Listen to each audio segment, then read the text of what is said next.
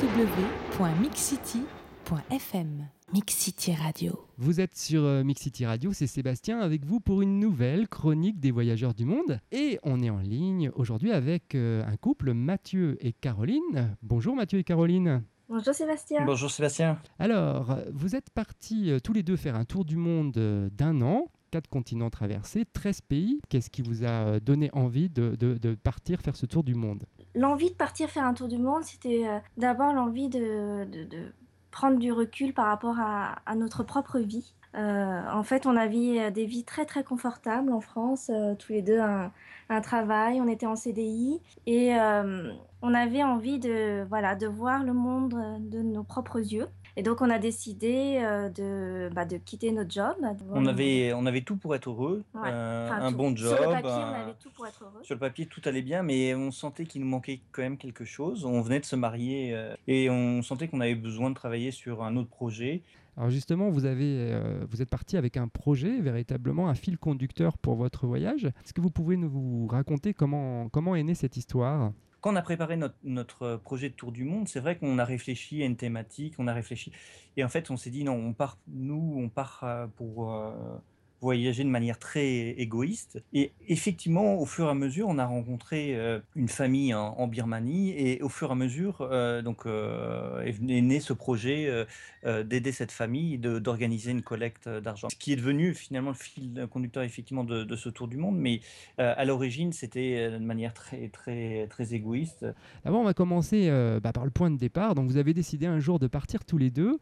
Une question qu'on me pose souvent, c'est voyager en couple, est-ce que c'est plus facile ou difficile que de voyager tout seul ? C'est une question qu'on nous a très souvent posée. Est-ce difficile de partir en couple ? Oui et non à la fois. Enfin, je dirais. Si on est ensemble, c'est qu'à la base, on a quand même pas mal de points en commun. Ouais. Donc une même vision du monde, on avait déjà voyagé avant de partir en tour du monde, on avait fait des grands voyages. Oui, ça peut être un peu difficile à certains moments, parce que contrairement à la vie qu'on avait à Paris, où chacun avait son travail, on se voyait le soir et le week-end, là, on est 24 heures sur 24 ensemble, et même si à certains moments on peut être un peu plus indépendant, ça ne dure jamais très longtemps. Mais d'un autre côté, c'est aussi une chance, parce que je pense qu'il doit être dur en discutant avec des gens qui ont fait un tour du monde de manière solitaire. Par moments, on se dit c'est bien de pouvoir partager avec quelqu'un ces moments-là.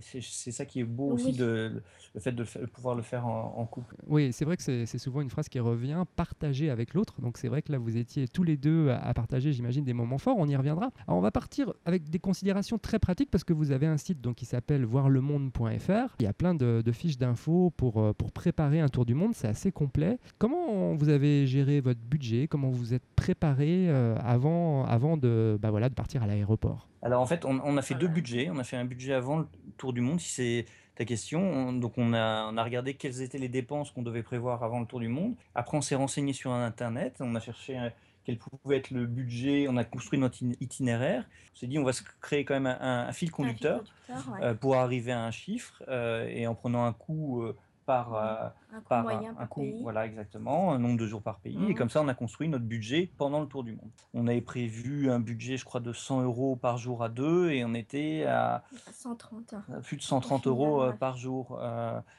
Japon, qui est le pays le plus cher qu'on ait traversé. Donc on se disait que 10% de dérapage sur un tour du monde, ça peut faire plusieurs milliers d'euros à la fin de l'année. Donc dès qu'on dépassait, on essayait de rattraper ailleurs. Donc vous avez géré votre budget tout au long du voyage. Est-ce que pour les destinations, ça a été la même chose ? Est-ce que vous saviez déjà dans quelle ville et dans quel ordre vous alliez les faire ? Ou est-ce que vous avez prévu une première destination, puis après ça s'est fait au feeling ? Par rapport au billet Tour du Monde, on devait quand même prévoir les grandes étapes, les grandes villes par lesquelles on voulait passer, en tout cas faire les vols. On a laissé le champ libre pour le reste. On s'est dit qu'on atterrissait à Singapour, et que là, à partir de là, on déciderait où est-ce qu'on voudrait aller, au Vietnam, en Malaisie, en Thaïlande, en Birmanie. Donc on a un petit peu décidé sur place. Madame, monsieur, nous vous rappelons que ce vol est non fumeur et vous informons que l'utilisation... www.mixcity.fm Mix City Radio. On va passer les détails pratiques et rêver un peu avec vous. Alors racontez-nous toutes ces destinations. La Birmanie en particulier, qu'est-ce qui s'est passé en Birmanie ? Donc en fait en Birmanie, donc on a voyagé de manière très classique. Ce qui est assez amusant d'ailleurs, c'est que on a rencontré quelqu'un sur la toile que tu as interviewé il y a pas très longtemps, qui était passé quelques mois avant nous, qui s'appelle Adeline de Voyage, etc. Ouais, tout à fait. Et qui nous avait donné pas mal de renseignements. Donc on avait échangé. Et, elle était en avant, elle avait quelques mois d'avance par rapport à nous. Et au cours de ce parcours, dans une ville qui s'appelle Bagan, au centre du pays, on devait aller voir un conducteur de carriole, un horse car driver qui s'appelle Bobo, qui avait conduit une de nos amies il y a quelques années, et on devait aller lui passer le bonjour, prendre de ses nouvelles et lui amener un petit peu d'argent de la part de cet ami. Arrivé là-bas, on a mis presque une semaine à le trouver, et en fait on a rencontré un homme qui vivait complètement reclus avec sa famille, qui nous a raconté son histoire, qui était en fait avant horse car driver, qui avait tout perdu et qui se retrouvait dans une situation, lui et sa famille, dans une situation extrêmement précaire, puisqu'il vivait avec... Avec $3 par jour, voilà, pour une famille de 6 enfants et 2 adultes. Ouais. Ça nous a vraiment beaucoup marqué, et on s'est dit on va essayer de faire quelque chose pour toi, on ne te promet rien, pourquoi pas lancer une collecte d'argent pour l'aider à retrouver un travail. Son travail avant, c'était conducteur de carriole, et donc l'objectif c'était d'avoir récolté $1000 pour pouvoir lui acheter une carriole, un cheval et une licence pour pouvoir reprendre son ancien métier. Donc vous avez mis en place, c'est ça, une cagnotte sur le site internet pour que les gens puissent donner de l'argent, c'est ça ? Exactement. On a ouvert un compte PayPal et lancé une collecte, demandé au maximum de personnes de diffuser, et on a réussi à récolter $1200 US. Oui. Et donc on a repris nos sacs à dos quelques mois plus tard pour lui amener cet argent, parce qu'il n'y a pas de Western Union en Birmanie, même si ça va, j'imagine, changer dans les années à venir. Donc on était obligé de retourner et de lui amener l'argent pour lui acheter cette carriole. Vous parliez tout à l'heure d'égoïsme quand vous êtes parti. Est-ce que justement ça a changé un peu la philosophie de votre voyage, cette rencontre ? Le voyage change, vous transforme. Quand vous faites un voyage aussi long, vous êtes aussi éloigné de vos habitudes, vos repères. Et en plus, ce projet, effectivement, comme tu le dis, ça fait du bien de faire du bien, tout simplement. C'est très agréable. Alors, on n'en tire pas de fierté, mais on a redonné espoir à cet homme et à cette famille. Donc ça, c'est important pour nous. Quand vous l'avez revu, comment ça s'est passé ? Comment a-t-il réagi ? Avec une grande pudeur. Avec une grande pudeur, Les Birmans sont des gens très pudiques, donc il était vraiment très heureux de ce geste et de savoir qu'autant de personnes l'avaient aidé, en fait, d'aussi loin sans le connaître. Mais il était très, très, très, très pudique, très reconnaissant. Ouais, c'est... il nous attendait. Alors, il nous attendait. On lui avait dit qu'on viendrait en décembre. Et donc, depuis le début du mois de décembre, il faisait toutes les nuits les sorties des bus. Et en fait, le jour où il nous a rencontrés pour la toute première fois, il pleuvait vraiment énormément à Bagan. Et il s'est dit... tiens, il pleut, Caroline et Mathieu vont peut-être c'est sa femme, arriver. Sa femme a dit oui, il pleut. Ils arriveront demain. Et voilà, il pleut comme le jour où on les a rencontrés pour la première fois, donc ils arriveront peut-être demain. Alors justement, comment se sont passées les premières secondes lorsque vous l'avez vu et que lui vous a vu ? Il faisait nuit noire. On voyait rien. On voyait rien. Et en fait, on descend du bus et en fait, on savait exactement dans quel guest house on voulait aller et on s'était dit qu'on allait y aller à pied. Et en fait, en descendant du bus, on a été accosté, comme souvent quand on descend dans les gares routières, on était accosté par des chauffeurs de taxi, des chauffeurs de carriole. Et en fait, parmi les chauffeurs de carriole qui étaient là, les conducteurs de carriole, il y avait Bobo. Mais on ne le voyait pas, il faisait trop nuit. Et c'est lui qui nous a reconnus, en fait. Il a juste dit Mathieu. Ouais. Mathieu.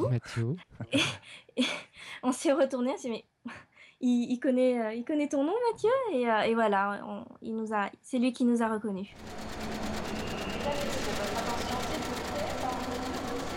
www.mixcity.fm Mix City Radio. C'est une très très belle histoire. J'imagine qu'il y a eu un voyage quand même avant Birmanie et après Birmanie. Est-ce que ça a changé votre œil de voyageur, cette expérience? Effectivement, ça change, ça change un petit peu la vision qu'on a du voyage. On a adoré tous les pays qu'on a traversés. On a mis sur notre site internet donc nos pays coup de cœur, nos pays préférés.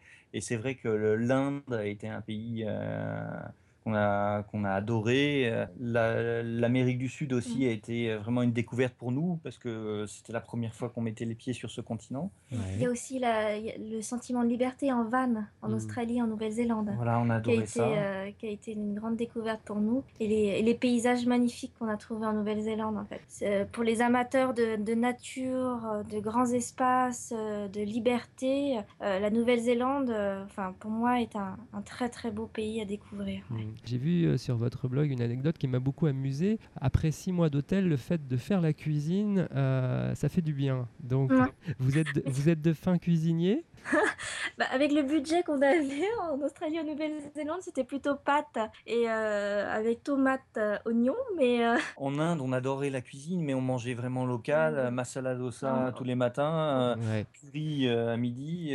Justement, Mathieu, j'ai une question rien que pour toi. J'ai vu aussi un autre article sur votre site. Alors, l'article s'intitule « Prend-on du poids en tour du monde ?» On va mettre un peu de légèreté dans l'interview. C'est madame qui te surveillait pour que tu prennes ton poids tous les mois? J'ai honte de le dire, non, c'est uniquement moi. J'ai essayé de faire attention. J'ai perdu 10 kilos après l'Inde et la Birmanie quand même. Équilibre physique, équilibre moral, ça m'amène une citation.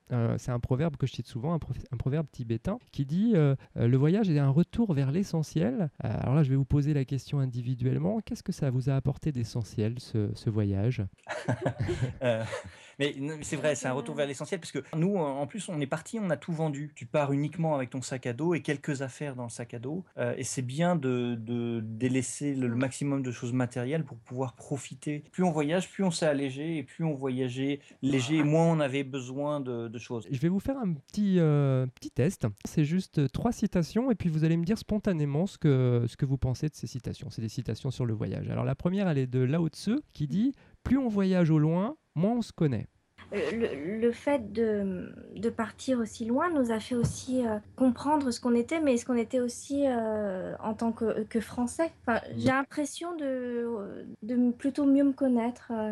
Maintenant, Je suis partie, ouais. On va partir sur la deuxième citation. Elle est de Jean-Luc Gandry et il dit, alors là c'est pour moi une citation pour vous, c'est « Ce qui importe, ce n'est pas le voyage, c'est celui avec lequel on voyage ». En fait, le voyage, c'est souvent, nous on s'est rendu compte que le voyage c'était souvent un prétexte pour rencontrer, faire des rencontres, mieux se connaître, mieux se découvrir ou faire des rencontres. Alors, on va passer à la troisième citation. Elle est de Hippolyte Taine qui dit « On voyage pour changer, non de lieu, mais d'idées ». Une des raisons pour lesquelles on a choisi de voyager, ouais. Maintenant que vous êtes revenu, qu'est-ce qui se passe dans votre tête? Est-ce que vous voyez le voyage de la même façon? Est-ce que vous voyagez encore? Est-ce que vous avez des nouveaux projets de voyage? On est concentré sur notre projet actuel qui est de retrouver un travail. On a beaucoup d'envies et de rêves de voyage, des envies peut-être de voyage plus en France, sans partir forcément au bout du monde. Moi, je ne peux que conseiller les auditeurs d'aller voir votre site parce que je le trouve très bien, très complet, avec beaucoup d'anecdotes. J'en avais plein à raconter et je vais en garder 2 pour la fin. Alors, je rappelle l'adresse de votre site, c'est voirlemonde.fr. Il y a 2 petites choses qui m'ont amusé. Alors, j'ai parlé du graphique avec le poids de Mathieu tout à l'heure. Maintenant, ça va être plus une petite anecdote pour Caroline. Dans les grandes villes du Japon, je crois, il y avait une manifestation des hommes qui désiraient eux aussi avoir des wagons réservés, c'est ça, ou j'ai mal compris? Oui, quand on arrive à Tokyo, en fait, une des premières choses qui surprend, c'est le monde. Il y a du monde partout, dans les rues, sur les quais, dans les trains. Quelle que soit l'heure de la journée, les trains sont bondés. Et en fait, pas mal de femmes se sont plaints d'attouchements. Et donc, ils ont mis en place des trains, des wagons qui étaient réservés qu'aux femmes. Parce qu'il y avait un cas célèbre d'une femme au Japon qui a fait un procès à un homme qui avait un peu trop les mains baladeuses. D'accord. Et en fait, il s'est avéré que cette femme avait menti. Ah oui. du coup, les hommes se sont dit: «Attendez, nous, il nous faut des wagons pour nous protéger des femmes qui, poursuivent les hommes qui auraient des mains baladeuses et des femmes qui mentent». Ça nous a fait beaucoup rire. Voilà, et donc voilà, je conseille vraiment aux auditeurs d'aller voir votre blog parce qu'il y a plein de petites anecdotes marrantes comme ça et c'est très, très rigolo à lire. En tout cas, je vous remercie beaucoup. C'est une très belle histoire que vous nous avez racontée, évidemment l'histoire de Bobo, mais aussi l'histoire de votre voyage. Je vous souhaite beaucoup de chance dans votre recherche d'emploi et puis je vous remercie beaucoup en attendant pour ce moment d'interview. Merci à toi, Sébastien. ouais. Merci, à bientôt alors. Merci, à bientôt Caroline et Mathieu. Et je vous rappelle que vous pouvez retrouver l'interview de Caroline et Mathieu ainsi que celle des autres voyageurs du monde en vous connectant sur www.mixcity.fm.